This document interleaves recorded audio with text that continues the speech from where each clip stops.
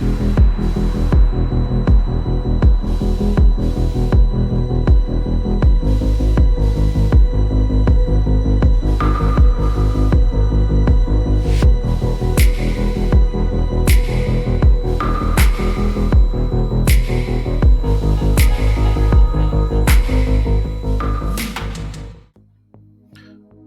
right, welcome back. Hope everybody enjoyed their week. Fell under a little bit under the weather, so fair warning, you might hear some sniffles and coughs. But hey, per subscriber request, we're gonna get into this company, SEMrush Holding, ticker SEMR. Shout out to Cade Clevenger, one of the subscribers that requested it. There was a whole set of different ticker symbols that subscribers have requested, and I've done videos on some of them, but pretty much all of them I have not really had any interest in. But this is a little different. I'm actually finding interest in this company. Now we're gonna go over it. I'll come up with some projections. I'll talk about, we'll go over the basic premise of the company, what I think about the sector, some limitations, and how I think about things. All right. So SEMrush. Okay, this is a SEO. I see this as a marketing play. Okay, it's a internet marketing play. Ticker SEMR once again. This company is based out of Boston, Massachusetts. Now they have their main product is in the Google search engine. I did some research, and a lot of they have some algorithmic properties. Said that wrong, but they go into cookies to do word searches. A lot of software that pretty much enables and targets to lead people to sites that subscribe to SEMrush. Okay, according to their investor deck, it's a good grip of customers as well. Let me see here. I'll pull it up real quick. Here's a bunch of different customers in diversified industries, so I like that. Seeking Alpha is one of the customers as well, so pretty interesting. I looked into one of their, as far as like their competitors. Well, their main competitor is, let me see here. Here's a whole list of all their competitors side by side, but Ahrefs, after all the research I did, they're the main big dog competitor and all these other players, nothing burgers compared to Ahrefs. So that's the one big competitor that they're dealing with. Not a publicly traded company as far as I know. So let's look into the balance sheet real quick. With these companies, I like to see a lot of cash on the balance sheet, especially if they're smaller market caps. And this company has a great balance sheet: 230 million in cash and cash equivalents, and about 13 million in debt. That's like nothing. So they got a lot of cash. They got a war chest. They could do some acquisitions on some smaller players to enable their properties, or they can make that cash stretch. Which when we go to the financials, we'll go to their balance sheet, and a lot of their cash is in short-term investments. So they're making this cash last longer via treasuries and pretty much milking the treasury yields and collecting coupons, which, from what I'm understanding, should translate to profit, net income. All right, at least it helps. Okay, so maybe when the interest rates go down, maybe they might have some trouble. Maybe they go back to negative net income. But at the phase of this company, it's more of the story. Okay, this is, if they're above water or trending break even-ish, maybe they'll lose a little or make a little here and there. That doesn't really matter. What matters is this. We'll go to the income statement. Go to annual. This net income, this revenue growth, this top line revenue growth is going to be the main driver of what attracts me and the actual growth that this company can give me on revenue for the going years. Net income is not really a priority at this point, if you ask me, as an investor looking at this company at this phase in its trajectory. Their 5 year, we'll go to their growth portion. Their 5 year average for revenue growth is just a little over 35%. All right, on their average 5 years. So there's a possibility that this company reaccelerates on their revenue growth, and I mean this can this can command higher multiples on a price to sales portion. Um, if I look at a more mature company to go off of to set the example of what is possible, I look at Trade Desk, and they provide a similar model, and they're more mature. So I go to the and there's in terms of profitability, same gross profit margin is similar, over 81%. In fact, almost identical if you ask me. Looking at SEMrush's up one 100 basis points more practically. So I mean that may fluctuate a little here and there, but from a price to sales, we'll go to valuation from a price to sales multiple. I mean, if Trade Desk can get, if you ask me, if Trade Desk can get a 20 price to sales multiple on maturity when they start breaking profitability and going on their long-term trajectory of growth and profitability, SEMrush, I don't see why they can't command a 20 price to sales and and according to this, the Trade Desk is getting I mean they're going on a trailing a crazy PE here. So um, I think that these SaaS software companies, these tech SaaS software companies with these high margins and the reoccurring revenues, low overhead, so forth, their ability to print crazy cash later on, they're going to command some high PEs. And that's very attractive to me.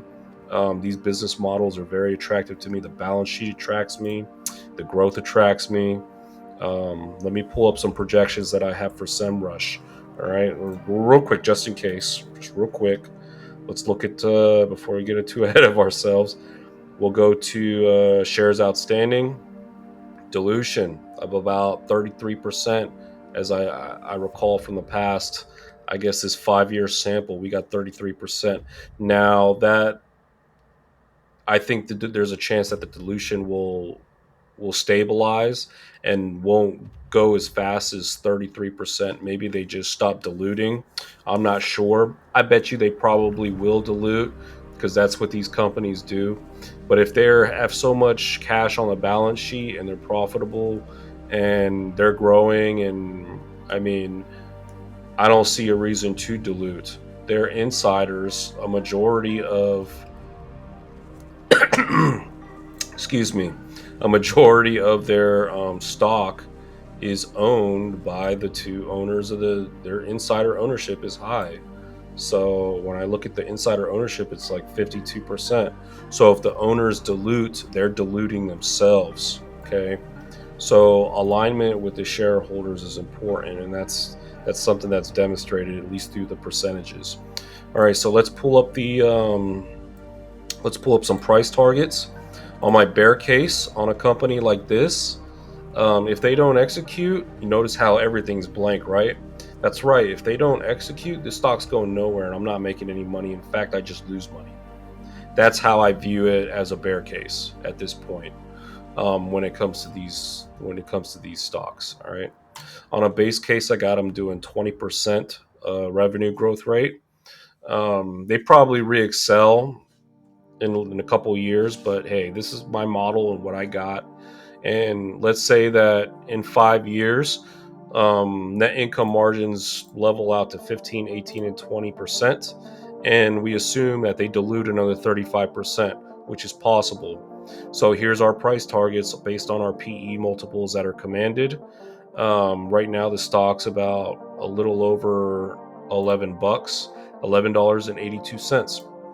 So, on the middle of my base case, I mean, I barely got this company. Like, in the next 5 years, maybe I get a double. All right. I mean, I'm okay with that, but I mean, there's more attractive opportunities out there. Obviously, I think that there's a chance they reaccelerate and blow these numbers out of the water and they don't dilute. And we'll get more into the technicals in a bit. So for my bull case, I got them doing 20% next year, and then a gradual acceleration of 25% in 2025, and then 30% in 26, 35% in 27, and then another 35% to end off in 2028. Net income margins are going to be similar, but we're going to command higher PEs and there's going to be no dilution. They're going to be able to command higher PEs on this bull case model because they're going to have the actual higher growth rate to command that, and the margins as well. And their whole business model should be able to. Some aspects to consider, some risks and limitations. I don't think that this company is going to be able to become $100 billion company. All right. And I don't need it to. At a 1.69 billion market cap, there's plenty of money to be made if they grow to 20 billion or even 10 billion or whatever. Okay. Even if they just get to 6 billion, I'd be happy. All right. Now, with that being said, since their main product is on the Google platform, like Google search, if AI disrupts that Google search platform, that can cause problems for the SEMrush business model. Excuse me. And also, if Microsoft updates some sort of Explorer, their Internet Explorer cookies mechanism, that can also disrupt, or that can also cause problems for SEMrush, as there's some stuff that they deal with the cookies on the actual Explorer Windows tracking stuff. So I guess minor malware-ish type stuff that they use to track the algorithms and lead people to the proper direction. So those are some risks too. There might be some antitrust issues with some sort of industries that have sensitive data. They might not be as prone to use SEMrush. So you might have limitations for landing contracts or subscriptions from those bigger companies. But all in all, this is very minuscule risk. I don't think that Google's getting disrupted. And I think Microsoft is pretty predictable with their cookies, and this small company can adapt to all those obstacles if necessary. What are my intentions with the stock? All right. So looking at the technicals, all right, briefly, there's a lot of support down at the $8 range. So I would like to start entering a position at $8.